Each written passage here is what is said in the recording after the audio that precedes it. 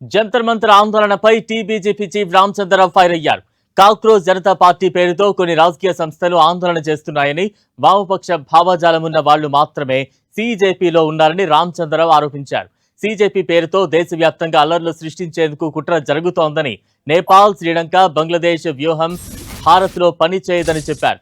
విదేశీ శక్తులతో చేతులు కలిపి దేశాన్ని విచ్ఛిన్నం చేయాలని కుట్ర జరుగుతోందని టీబీజీపీ చీఫ్ రామచంద్రరావు ఆందోళన వ్యక్తం చేశారు. వాళ్ళ పేరు చెప్తే ఎవరు రారు. వాళ్ళంతా అమ్ముడుపోయే కేసు కాదు, ఇప్పుడు సోల్డ్ అవుట్ కేసులు ఇవన్నీ.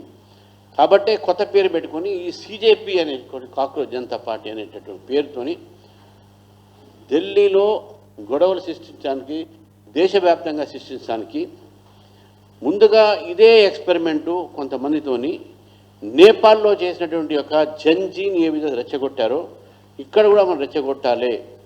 దీని తర్వాత షేక్ హసీనా బంగ్లాదేశ్లో ఏ విధంగా అయితే చేశారో ఆ విధంగా కూడా మనం ఇక్కడ తయారు చేయాలి. ఫస్ట్ శ్రీలంకలో మనం చేసినాము, అక్కడ సక్సెస్ అయినాము. నేపాల్లో సక్సెస్ అయినాము. మనం ఇక్కడ సక్సెస్ వెస్ట్ బెంగాల్ మన బంగ్లాదేశ్లో అయినాము.